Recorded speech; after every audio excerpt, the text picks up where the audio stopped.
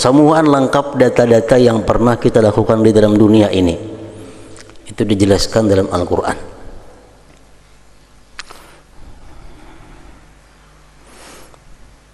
Bahwa tidak ada perbuatan yang sekecil apapun, yang sebesar apapun, melainkan semuanya ada dalam catatan Allah.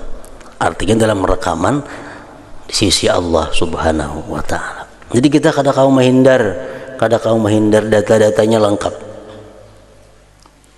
Bismillahirrahmanirrahim. Pertama, cara-cara meninggalkan maksiat yang zahir, maksiat anggota.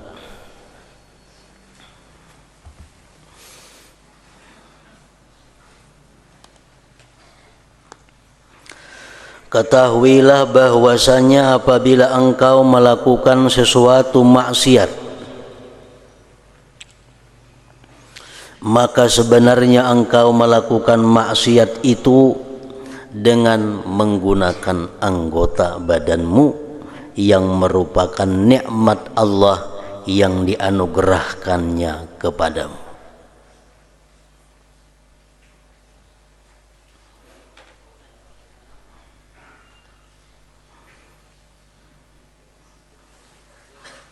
Boleh kita maksiat, silahkan maksiat kepada Allah. Hendak minum arak, hendak berbuat zina, hendak berbuat riba, silahkan boleh aja berbuat maksiat itu. Cuma syaratnya jangan menggunakan nikmat Allah, jangan di tempat ampun Allah. Ayo hendak minum arak, ayo hendak berzina, tapi jangan di tempat Allah. Di mana kehendaknya? Amun masih dalam dunia, dunia adalah milik Allah. Jadi boleh kita melakukan maksiat asal yang kita gunakan jangan nikmat Allah. Menggunakan nikmat Allah kepada kemaksiatan itu ngarannya adalah kufur nikmat. Kufur nikmat. Orang yang kufur terhadap nikmat Allah, artinya orang yang menyalahgunakan nikmat Allah, itu azab Allah sangat pedih. Inna azabi lasyadid.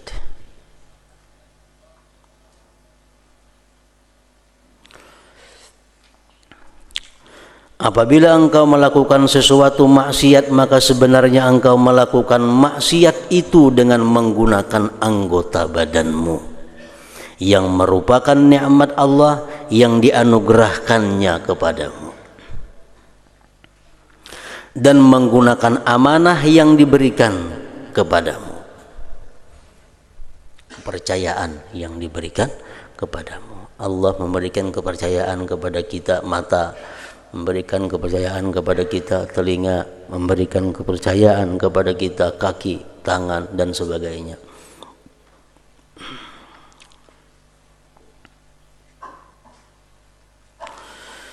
Jadi ketika engkau menggunakan anggotamu untuk melakukan maksiat, bermakna berarti engkau menyalahgunakan nikmat yang dianugerahkan dan mengkhianati terhadap amanah yang diberikan.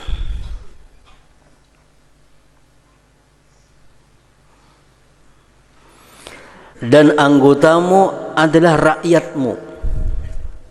Tangan, kaki, mata, telinga itu adalah anak buah kita,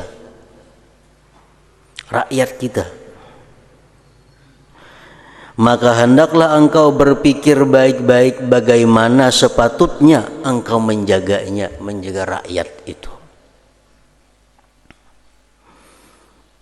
Sabda Rasulullah sallallahu alaihi wasallam, "Wa kullukum ra'in wa kullukum mas'ulun an ra'iyyatihi." Artinya maka kamu semua adalah pengembala, pemimpin maksudnya, dan kamu semua akan ditanyai tentang pengembalaannya, kepemimpinannya itu.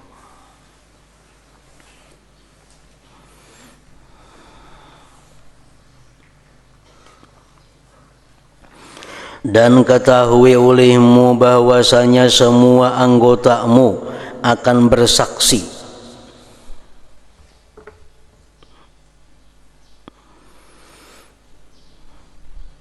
ke atas segala perbuatanmu di padang mahsyar kelak.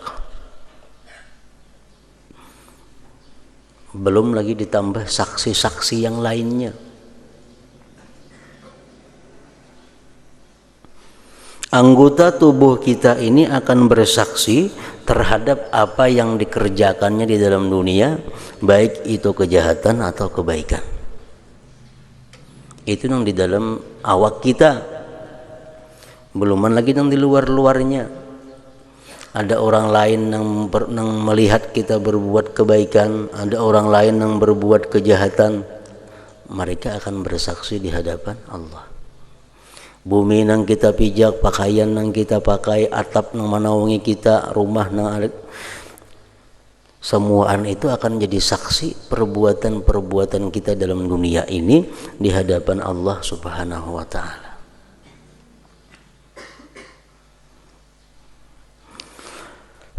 Semua anggotamu akan bersaksi ke atas segala perbuatanmu di padang mahsyar kelak, dengan menuturkan perkataan yang lancar dan terang.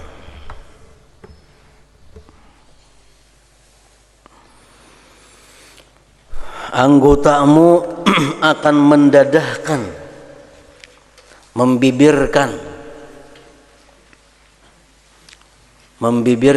membuka segala rahasiamu di hadapan perhimpunan agung di padang mahsyar.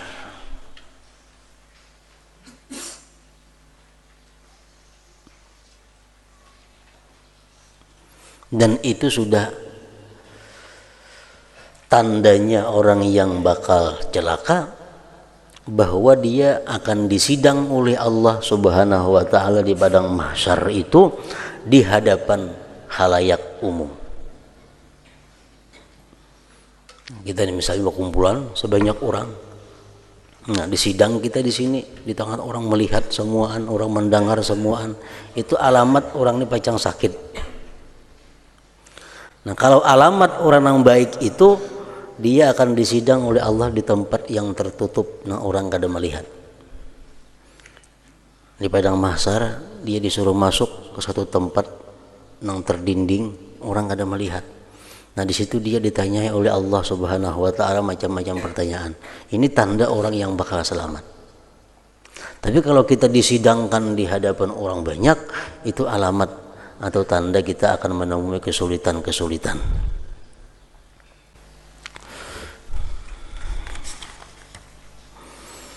Dan anggotamu akan mendadahkan, membibirkan segala rahasiamu di hadapan perhimpunan agung di padang mahsyar.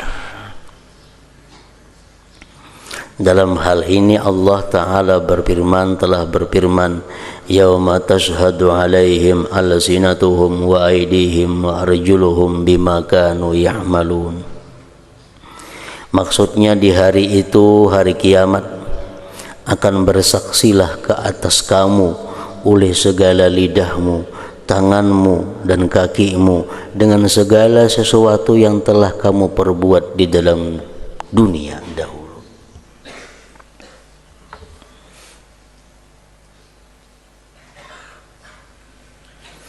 Jadi apa yang kita perbuat di dalam dunia ini kada akan hilang begitu saja, kada akan terhapus.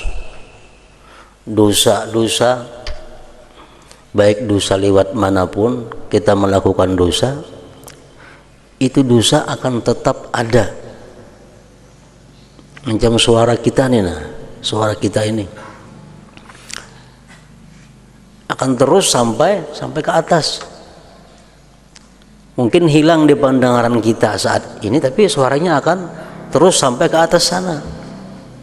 Nah, perbuatan-perbuatan dosa, rekaman-rekaman perbuatan kita itu kada akan hilang dan hanya bisa dihapus yang maksiatnya dengan istighfar dan tobat kepada Allah Subhanahu wa taala. Selama kita kada istighfar, selama kita kada tobat, maka seluruh rekaman-rekaman perbuatan dosa kita itu akan jelas diperlihatkan Allah di hari kiamat kaina kepada kita. Jadi setiap orang itu mempunyai rekaman dirinya masing-masing. Setiap orang mempunyai rekaman dirinya. Nah, akan diputar rekaman diri kita di hadapan orang banyak. Niyalah ikam, iya. Niyalah ikam berbuat maksiat. Nah, di situ sama ada kayak orang merekam lawan video tuh, ada tanggalnya, ada jamnya, ada semuaan lengkap data-data yang pernah kita lakukan di dalam dunia ini. Itu dijelaskan dalam Al-Qur'an.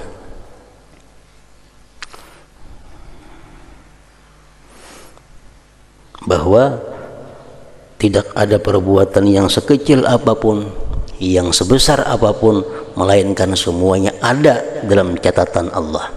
Artinya dalam rekaman di sisi Allah Subhanahu wa ta'ala. Jadi kita kada kau menghindar data-datanya lengkap. Nah, itu artinya yauma tashhadu alaihim alsinatuhum wa aydihim wa arjuluhum bima kanu ya'malun. Artinya bukan dimaksud bahwa tangan ini berkata bahwa aku pernah memperbuat ini, bukan itu, tapi lebih jelas daripada itu lagi. Lebih jelas daripada tangan kita berbuat kebaikan, bukan tangan yang bersuara aku berbuat kebaikan, tangan berbuat dosa, bukan tangan aku berbuat dosa, bukan itu. Lebih jelas daripada itu, bahwa terlihat dengan jelas gambar rekaman yang kita kerjakan itu di alam akhirat kaina, kada akan hilang.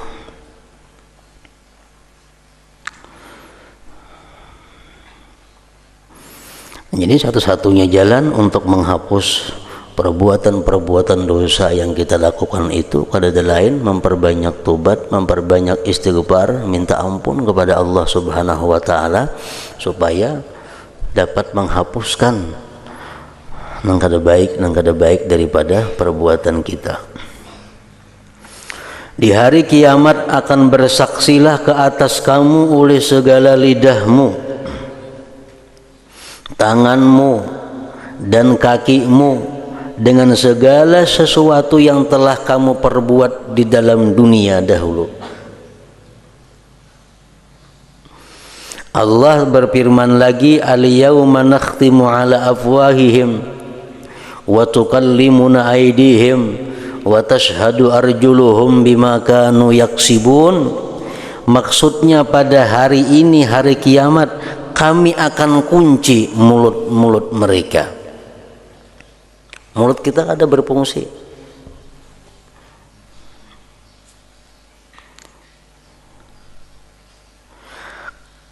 Akan kami kunci mulut-mulut mereka dan akan bercakap kepada kami tangan mereka, dan akan bersaksi di hadapan kami kaki-kaki mereka terhadap apa-apa yang telah mereka perbuat di dunia dahulu itu.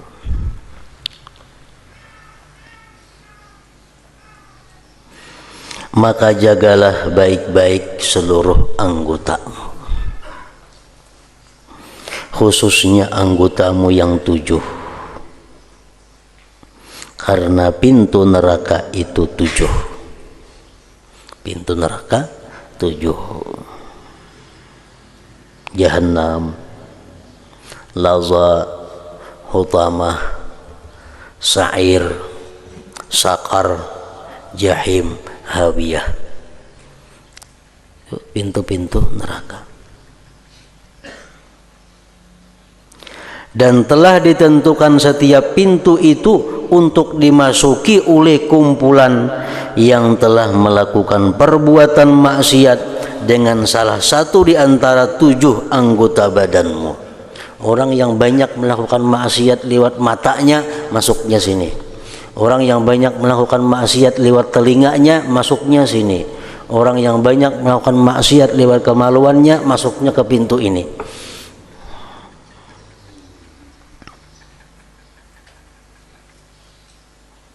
Yaitu mata, telinga, lidah, perut, kemaluan, tangan, dan kaki. Nah, 7 anggota utama itu yang wajib dipelihara daripada perbuatan-perbuatan yang dilarang, perbuatan-perbuatan yang maksiat kepada Allah Subhanahu wa taala. Yang pertama, menjaga mata. Mata sebenarnya diciptakan oleh Allah Ta'ala untuk engkau dapat melihat segala sesuatu, sehingga engkau dapat menggunakannya si mata dalam menunaikan segala hajatmu, dan engkau dapat melihat dengan matamu akan keajaiban ciptaan langit dan bumi. Mata kadang-kadang melihat kepada yang diwajibkan oleh Allah. Mata kadang-kadang melihat kepada sesuatu yang disunatkan oleh Allah. Mata kadang-kadang melihat kepada sesuatu yang dimakruhkan oleh Allah. Mata kadang-kadang melihat kepada sesuatu yang dibolehkan oleh Allah Subhanahu wa taala. Jadi ada 5 macam penggunaan mata ini.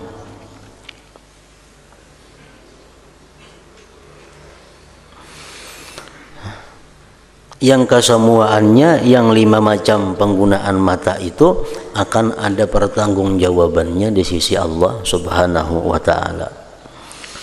Maka sebenarnya diciptakan oleh Allah Ta'ala untuk engkau dapat melihat segala sesuatu, sehingga engkau dapat menggunakannya dalam menunaikan segala hajatmu, dan engkau dapat melihat dengan matamu akan keajaiban ciptaan langit dan bumi,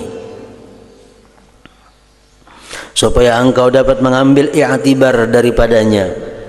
Maka peliharalah matamu dari 4 perkara. Ini 4 perkara yang utama yang dijaga. Walaupun masih banyak lagi hal-hal selain daripada 4 ini yang perlu dijaga mata kita. Cuma 4 perkara ini adalah pokok. Pertama, melihat perempuan yang bukan mahram.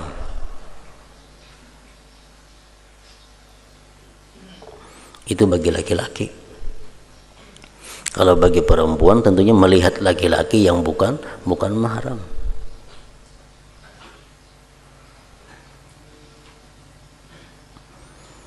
Melihat perempuan yang bukan mahram.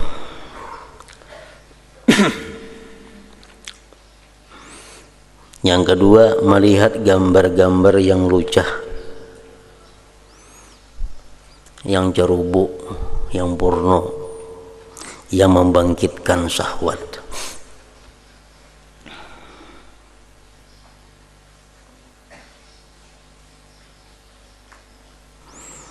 Yang ketiga, melihat orang lain dengan pandangan penghinaan.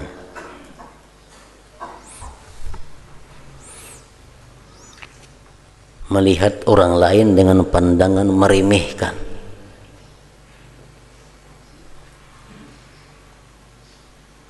Yang keempat, melihat-lihat keaiban orang lain.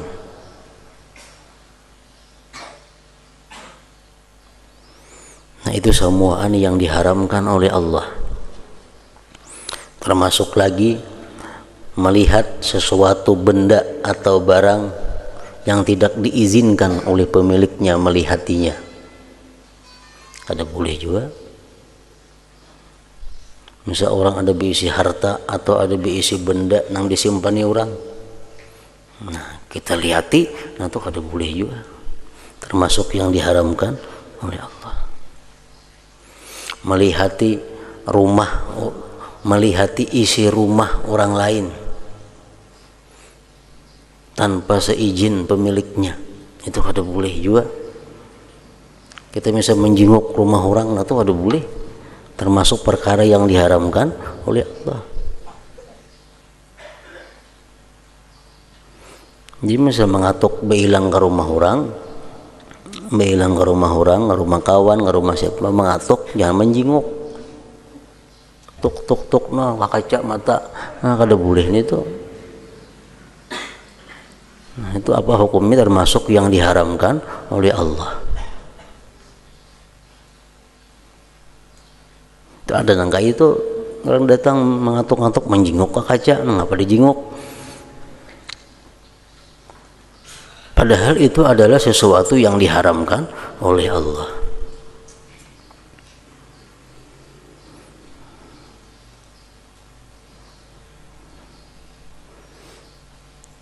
Itu dijadikan salam, dijadikan izin, itu untuk menjaga itu. Maka kita mengatuk lawang, kita mengucapkan salam kepada orang yang kita hendak beilang, itu digunakan untuk menjaga sesuatu yang di dalam rumah.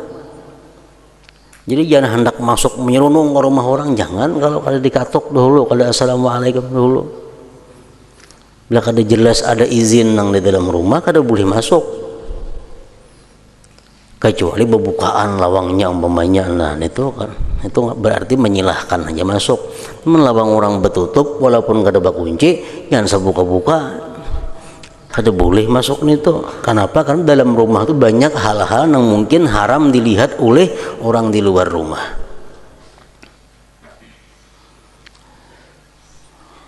Kita beilang ke rumah orang umpamanya, beilang ke rumah orang, lalu ujarna ampun rumah, duduk sini nah. Itu wajib kita menurutin itu. Misal kursi kayak ini, hadapnya ke situ. Di sini ada kursi, hadapnya ke situ. Di sini ada kursi, hadapnya ke sana. Sini ada kursi, hadapnya ke sini. Itu kan biasa kursi nih. Datang kita bilang, jadi jangan pun rumah, duduk sini nah, sebelah sini nah. Nah kita wajib duduk di situ. Hukumnya wajib duduk menuruti perintah nah ampun rumah nih. Kenapa? Karena ampun rumah ini menyuruh kita duduk di situ ada maksud, pasti ada tujuannya. Jadi kalau kita masuk ke rumah orang itu, kemana orang rumah menyuruh duduk, di situ kita nang wajib duduk. Kada boleh sekanak seorang duduk di dalam rumah orang, kada duduk saja pun kita diwajibkan taat kepada nah ampun rumah. Karena ampun rumah ini bisanya menjaga. Kalau duduk di sini dilihatkan nampak dapur kelihatan. Nah, amun duduk di sini bisa kamar kelihatan. Nah, jadi ampun rumah itu menyuruh duduk di sini itu ada maksud tujuannya tertentu. Nah, jadi kita sini aja ampun rumah, duduklah di situ, jangan belai-lain pada situ duduk. Ampun rumah sudah menyediakan itu, berarti ada maksudnya, ada tujuan tertentu. Nah, jadi di sini dalam kitab ini Al-Imam Al-Ghazali membuat bahwa hanya ada 4 dosa mata yang wajib kita menjaganya. Nah, 4 ini merupakan pokok. Pertama, melihat perempuan yang bukan mahram atau melihat laki-laki yang bukan mahram. Yang kedua, melihat gambar-gambar yang lucah yang membangkitkan syahwat. Gambar-gambar porno yang membangkitkan syahwat. Yang ketiga, melihat orang lain dengan pandangan penghinaan. Yang keempat, melihat-lihat keaiban orang lain. Nah, yang kelima, melihat kemungkaran. Itu sama, hukumnya adalah haram juga. Melihat kemungkaran, melihat perbuatan maksiat tanpa melihat perbuatan maksiat tanpa ada kebencian dalam hati terhadap kemaksiatan itu. Kalau kita melihat satu kemaksiatan, kita berpindah kada kawa lagi, padahal kita kada senang lawan maksiat itu, nah itu sudah kita selamat. Tapi kalau kita melihat satu kemaksiatan, di hati kita kada ada kebencian dengan maksiat yang kita lihat itu termasuk melihat yang diharamkan oleh agama.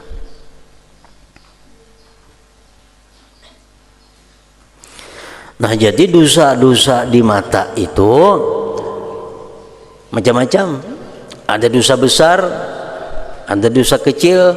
Nah, kalau dosa kecil itu akan bisa hilang dengan sendirinya dengan melakukan perbuatan-perbuatan yang baik. Tapi kalau dosa mata itu dosa yang tergolong besar kayak apa, mengintip akan orang.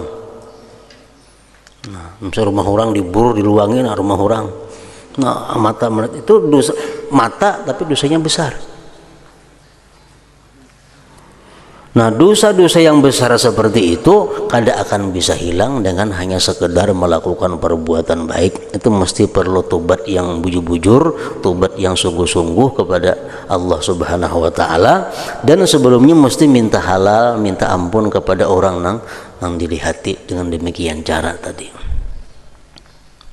Itu mengganggu kehormatan orang, mengganggu pribadi orang. Al-Imam Al-Ghazali mengatakan dalam kitab Ihya Ulumuddin bahwa perbuatan yang baik akan menghapuskan perbuatan yang jahat, terutama itu dimaksudkan adalah yang sesuai. Terutama yang dimaksudkan yang sesuai dengan perbuatan maksiat itu. Nah, kalau kita menggunakan mata kepada yang diharamkan Allah, kita menggunakan mata kepada hal yang dibenci oleh Allah, cara menghapuskannya itu adalah lewat mata juga. Itu yang utama. Misal mata kita melihat kepada yang diharamkan Allah, nah kita ganti dengan memandang kitab umpamanya, mempelajari hukum-hukum Allah. Nah, kita memandang kepada kitab yang isinya ilmu tentang hukum-hukum Allah, itu akan banyak menebus dosa-dosa di mata, terutama dosa-dosa yang kecil tadi.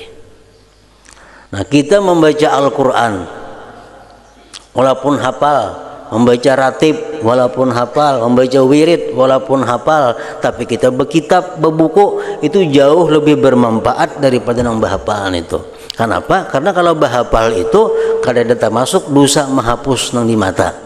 Nah, kalau kita berbuku ini membaca Quran Yasin padahal hafal berbuku, Tabarak hafal berbuku, wirid hafal berbuku, ratib hafal tetap berbuku. Itu gunanya apa? Untuk menghapuskan dosa-dosa kita nang kada karuan lewat mata.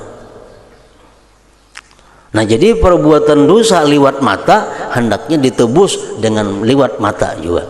Itu lebih cepat menjadi Imam Ghazali menghapuskan dosa daripada yang lainnya. Misalnya kita berbuat dosa lewat mata, nah, lalu kita ganti dengan sedekah. Sedekah perbuatan baik juga. Nah, ini menghapuskan dosa juga. Cuma yang lebih tepatnya, yang lebih berpengaruhnya bila dosa lewat mata juga kita menebus lewat mata. Dan pahala lewat mata nang jelas, nang nyaman kita temui adalah membaca Al-Quran, membaca kitab. Nah, itu nyaman dosa pahala-pahala lewat mata nang nyaman digawi, nang dilaksanakan. Jadi setiap kali kita mutalaah, makin banyak kita menelaah hukum-hukum Allah, makin banyak kita membaca kitab-kitab, makin banyak dosa-dosa di mata yang dihapuskan oleh Allah Subhanahu wa taala. Apalagi kita misalnya membaca Quran sehari setengah jam, malam membaca Quran setengah jam. Nah, sejam sudah mata kita di jalan yang baik. Sejam lah sudah mata kita menghapuskan dosa-dosa di mata itu. Tambah kita pulang tengah 2 jam belajar membaca kitab. Tambah pulang kita siang tengah 2 jam memandang kepada kitab.